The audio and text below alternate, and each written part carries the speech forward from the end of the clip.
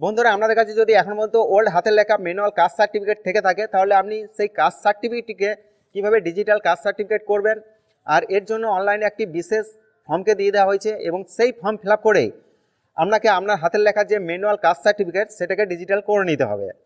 তো কোন ওয়েবসাইট থেকে এই কাজটি করবেন, কি কি প্রসেস রয়েছে, এভরিথিং কিন্তু এই ভিডিওতে দেখিয়েছি। সেই সাথে সাথে আপনার অ্যাপ্লিকেশন করার পর তার যে স্ট্যাটাস সেটা কিভাবে চেক করবেন এবং আপনার কাস্ট সার্টিফিকেট যদি অ্যাপ্রুভ হয়ে যায় তাহলে সেটি কিভাবে ডাউনলোড করবেন সেটাও কিন্তু এই ভিডিওতে ডিটেলসে দেখিয়েছি।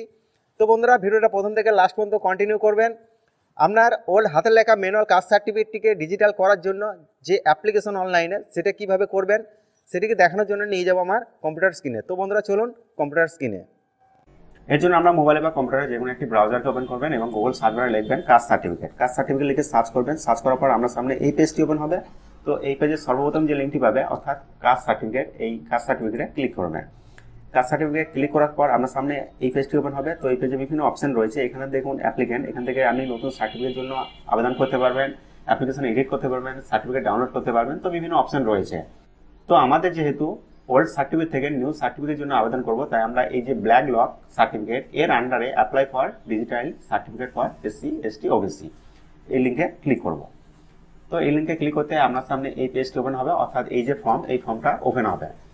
তো এই ফর্মটা আপনাকে পুরো ডিটেলস ফিল করতে হবে। তো ডিটেলসগুলো কিভাবে ফিল করবেন সেটা আমি দেখিয়ে দিচ্ছি। প্রথম কি করবেন দেখুন, ম্যানুয়াল কাস্ট সার্টিফিকেট নাম্বার, অর্থাৎ আমরা পুরনো যে কাস্ট সার্টিফিকেট সেই নম্বরটা আপনি এখানে এন্টার করবেন। এরপর সার্টিফিকেট ইস্যু ডেট, অর্থাৎ আপনার কোন সালে কোন ডেটে কত দিনে কাস্ট সার্টিফিকেট ইস্যু হয়েছিল সেটা এই ক্যালেন্ডারে ক্লিক করে আপনাকে এখান থেকে দিন মাস ইয়ার সিলেক্ট করে নিতে হবে।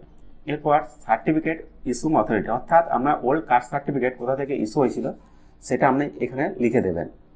তারপর আমরা যে কাস্ট এখান থেকে আপনি সিলেক্ট করে নেবেন, SC ST OBC যেটা হবে। এরপর আপনি কি করবেন, সাব কাস্ট। তো আপনার যে কাস্ট সেই কাস্টটি এখান থেকে সিলেক্ট করে নেবেন, এখানে পেয়ে যাবেন। এরপর রিলিজিয়ান, তো রিলিজিয়নে আপনার যেটি হবে আপনি এটাকে সিলেক্ট করে নেবেন। তারপর ফুল নেম, অর্থাৎ কাস্ট সার্টিফিকেট হোল্ডারের ফুল নেম আপনি এখানে লিখে দেবেন। লিখে দেওয়ার পর ওনার যে বাবার নাম সেই বাবার নামটা লিখে দেবেন। লেখার পর অ্যাপ্লিকেন্টের ডেট অফ বার্থ আপনাকে একইভাবে এখান থেকে সিলেক্ট করে নিতে হবে। তারপর ডেটটা সিলেক্ট করা হয়ে গেলে আমরা যে জেন্ডার সেই জেন্ডার এখানে ফিল আপ করবেন। এরপর আধার নাম্বার, তো অ্যাপ্লিকেন্টের যে আধার নাম্বার সেই আধার নাম্বারটা এখানে ফিল করতে হবে। যদি এটা স্টার মার্ক আছে অবশ্যই আপনাকে ফিল করতে হবে, আর যদি আধার নাম্বার না থেকে থাকে তাহলে খাদ্যসাথীর নাম্বারও বা রেশন কার্ড নাম্বার এখানে ফিল করতে পারেন। এরপর ফোন নাম্বার, অর্থাৎ আমরা যে ফোন নাম্বার সেই ফোন নাম্বারটা এখানে ফিল করে দেবেন। এই ফোন নাম্বারের মাধ্যমেই আপডেটগুলো পেতে থাকবেন। এরপর স্টেট অটোমেটিক ফিল থাকবে। তারপর আমরা যে ডিস্ট্রিক্ট হবে এখান থেকে সিলেক্ট করে নেবেন এই ড্রপডাউন থেকে। ডিস্ট্রিক্ট সিলেক্ট করার পর আমরা যে সাব ডিভিশন সেই সাব ডিভিশনটা এখান থেকে সিলেক্ট করে নেবেন। সাব ডিভিশন সিলেক্ট করার পর আমরা যে পুলিশ স্টেশন এই ড্রপডাউন থেকে সিলেক্ট করে নেবেন। এরপর আমরা যে পোস্ট অফিস সেই পোস্ট অফিসটা আপনি এখান থেকে লিখে দেবেন।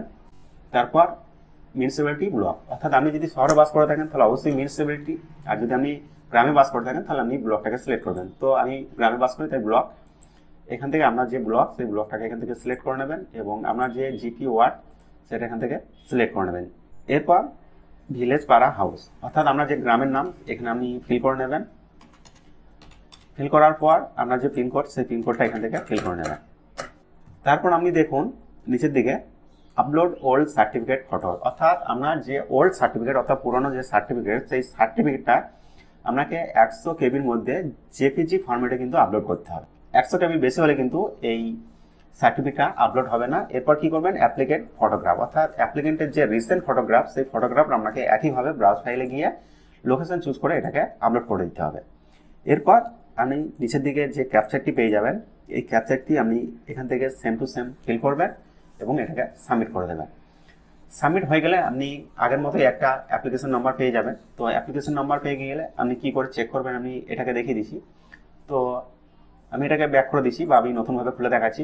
একইভাবে কাস্ট সার্টিফিকেট লিখে সার্চ করবেন। সার্চ করার পর এই কাস্ট সার্টিফিকেট ক্লিক করবেন। ক্লিক করার এরপর ব্ল্যাক লক সার্টিফিকেট এর আন্ডারে চলে আসবেন। এখানে check application status for digital certificate এই লিঙ্কে ক্লিক করবেন। ক্লিক করার পর আপনার সামনে এই পেজটি ওপেন হবে। তো এখানে আমি যে ওল্ড সার্টিফিকেটকে নিউ সার্টিফিকেটের জন্য অ্যাপ্লিকেশন করার সময় যে অ্যাপ্লিকেশন নাম্বারটা আমি পেয়েছেন এখানে ফিল করে সার্চ করবেন। তাহলে আমরা যে সার্টিফিকেটের যে অবস্থা সেটা কিন্তু আপনি এখান থেকে দেখতে পাবেন। তো আপনার কাস্ট সার্টিফিকেট যদি রেডি হয়ে যায়, অর্থাৎ পুরোনো কাস্ট সার্টিফিকেট যদি নতুন হয়ে যায়, তাহলে আপনি কীভাবে ডাউনলোড করবেন সেটা আমি এখান থেকে দেখিয়ে দিচ্ছি।